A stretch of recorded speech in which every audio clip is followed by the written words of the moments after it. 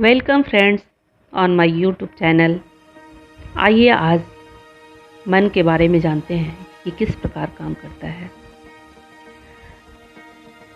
जब विचारों के बवंडर मन में उलझने लगे, रास्ते नहीं दिखे, तो शून्य की तरफ एकटक देखना सभी तरह की उलझती हुई विचारधाराओं से बाहर निकलने में कारगर होता है।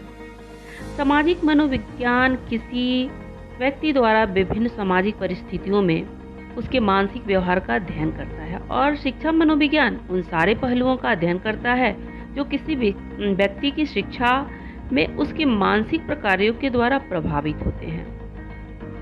मस्तिष्क की क्षमता से उत्पन्न प्रेम, घृणा, लगाव, दुराव, अनुरक्ति, विरक्ति, स्नेह, नफरत आदि मन के भाव हैं, जो मस्तिष्क से उत्पन्न होकर भी मन के भावों में समाहित होते हैं। हृदय और मन दोनों भिन्न भिन्न आंतरिक पार्ट हैं। हमारा मन हमारे सफल और असफल होने के सभी कारणों को स्टोर करके रखता है। वैसे कुछ हमारे अचेतन मन के मेमोरी में सुरक्षित भी रहता है, जिसको हटाना मुश्किल ही नहीं नामुमकिन हो जाता है। जिन यादों के बारे में हमारे चेतन मन को पता होता है, उसे भूलने और डिलीट करने में हमारा मन अपने को मास्टर समझता है। यही कारण है कि जिस पाठ या लेसन को एक बालक बोझ समझकर पढ़ता है, एग्जाम हॉल में जाकर भूल जाता है, किंतु जिसे वह किसी गतिविधि या खेल के माध्यम से व्यवहारिक रूप से सीखता है, नहीं भूलता। कारण बिल्कुल साफ है। जिस भी घटना को हमारा मन अपनी अचेतन मन में अस्थायित्व प्रदान करने के लिए आमंत्रित करता है, वह सदा के लिए अस्थायी बन जाते हैं।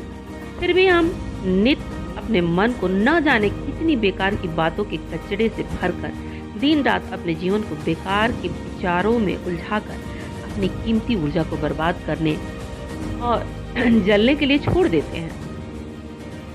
मन की दोनों अवस्था, चेतन और अचेतन, जब तक हमारे जीवन में एक साथ काम नहीं करेंगे, हमें अपने जीवन में कामयाबी नहीं मिलती है। कभी कभी हमें लगता है कि हम मेहनत तो इतना करते हैं किंतु सफल नहीं हो पाते।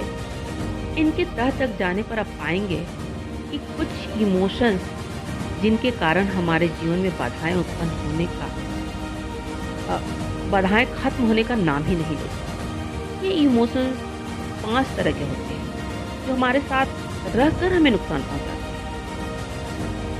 पहला, वरी यानी चिंता। हमारी जिंदगी में चिंता का बड़ा स्थान है। हम अक्सर उन घटनाओं से ज़्यादा चिंतित हो जाते हैं जो अभी हमारे जीवन में घटी ही नहीं हुई।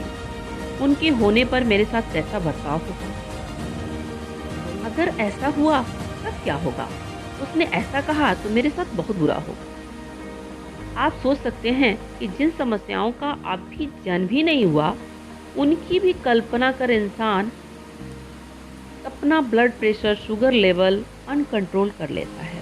कई बिलियंस नेगेटिव हार्मोन शरीर को गलत मैसेज देकर बीमार करने को मजबूर कर डालते हैं। कुछ चिंताएं जो प्रत्यक्ष होती हैं, जिनका समाधान निश्चित होता है, किंतु जो अभी हमारे जीवन में आई ही नहीं, उनको लेकर एंग्जाइटी पालकर अपने विकास को अवरुद्ध करना उचित नहीं है। तो समाधान के बारे में भी सोचना हमारा कर्तव्य बनता है। समाधान क्या होगा? चिंता से उबरने के लिए आपको वर्तमान में जीने की कला सीखनी चाहिए। दूसरा है रिवेंज यानी बदला। कभी कभी इंसान किसी भी घटना को लेकर इतना दुखी हो जाता है कि वह यह नहीं देख पाता कि इसके लिए वह जिसे जिम्मेदार ठहरा रहा है या जिसने उसके साथ बुरा किया, वह उसी कार्य के लायक है। बदले की भावना पालकर इंसान अपना जरूरी काम भूलकर ऐसा मौका ढूंढने लगता है जिससे सामने वाले से अपना बदला चुकता किया जा सके। तब उसकी विकास की सारी गतिविधियां ठहर जाती हैं, किंतु बदले की भावना बढ़ती जाती है। अब समाधान के लिए क्या करना चाहिए? फॉरगिवनेस। फॉरगिवनेस की भावना अपने अंदर जगाना और सबको माफ करना आना चाहिए। सबसे प्रेम की भावना रखना और उनकी गलतियों के लिए क्षमा करना सीखना चाहिए। तीसरा इमोशंस जो है वो फियर है यानी डर।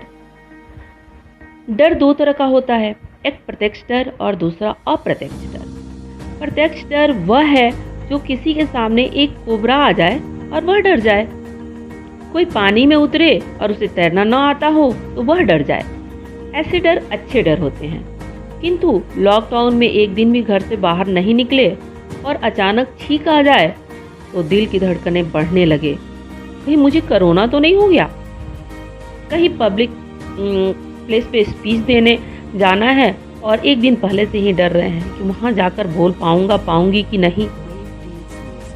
रिश्ते में हैं और डर रहे हैं कि उसने मुझे छोड़ दिया तो मेरा क्या हो। ये सारे भय अज्ञात भय हैं जिनसे भी रूबरू हुए ही नहीं और डर रहे हैं। ये भय इंसान को सफलता के मार्ग में बाधा उत्पन्न करते हैं। इनके भी कुछ समाधान हो सकते हैं। फियर यानी भय से निकलने के लिए उन स्किल को डेवलप करना होगा, उन योग्यताओं को विकसित करना होगा जिनसे आप डरते हैं। ये फियर आपके लिए एक अच्छा संकेत भी लेकर आते हैं, यह बताने कि आप एक जोन में खड़े हैं जिनसे आपको निकलने की जरूरत है। चौथा इमोशन है गिल्ट यानी अपराध। ये अपराध बोध भी सभी न्यूरॉन्स को जकड़ लेती हैं और इंसान का दिमाग उन्हीं गलतियों के इर्द गिर्द घूमता रहता है। उसे भूतकाल में हुए किसी भी गलती को लेकर खुद को दोषी मानते रहना उसकी सफलता के लिए, उसके रिश्ते के लिए या उसके जीवन में किसी भी प्रकार की खुशी के लिए एक बड़ी दीवार साबित होती है। इसके भी समाधान है। हर समस्या का समाधान हमारे जीवन में हमारे पास ही होता है, तो इसके भी समाधान है। समाधान अपराध बोध को त्याग कर खुद को उस समय में ले जाएं और देखें कि उस समय का माहौल क्या था। जो गलती हुई उस वक्त उसके लिए यही सही था या तब यह नहीं जानता था, तब वह व्यक्ति यह नहीं जानता था यह काम गलत है या सही है, इसलिए उसे उस वक्त के लिए माफ़ किया जा सकता है। फिर उस चेहरे को देखें कि यह आपका चेहरा है और खुद की भूतकाल की गलती के लिए खुद को माफ़ कर लें और गले लगा लें। पांचवा इमोशन है जेलस यानी जलन। लोगों को ऊंचाई तक जाते हुए देखकर जेलस हो जाना इंसान के विकास में सबसे बड़ी बाधा है। किसी के अमीर होने, सफल होने, जीवन में खुश रहने के कारण अगर आप जलन महसूस कर रहे हैं तो यह लॉ ऑफ अट्रैक्शन के खिलाफ है। इंसान इसकी ताकत को नहीं समझ पाता और अपना सबसे अनोखा और कीमती चुंबकीय शक्ति गलत दिशा में लगाकर बड़ी भूल कर बैठता है। इसके लिए समाधान क्या हो सकता है? इसके लिए हर आदमी को अपने अंदर लोगों से प्रेम की भावना को बढ़ाने और उसकी खुशी से खुश होने की कोशिश करनी चाहिए। उसकी सफलता के राज उनसे जाननी चाहिए। उनसे मित्रता कर उनको अपना आइडल बनाना चाहिए, न कि जलन की भावना रखकर उनके सफलता के आकर्षण के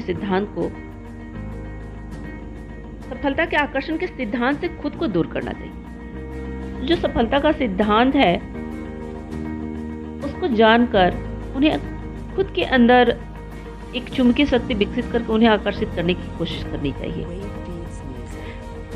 इस प्रकार हम अपने मन को शुद्ध रखते हुए अपनी सफलता के सारे द्वार खोलकर सद्गुणों को आकर्षित कर जीवन को खुशहाल बनाने में अग्रसर हो सकते हैं। आपको ये वीडियो कैसा लगा ज़रूर बताइएगा और मेरे चैनल को सब्सक्राइब और लाइक जरूर करिए।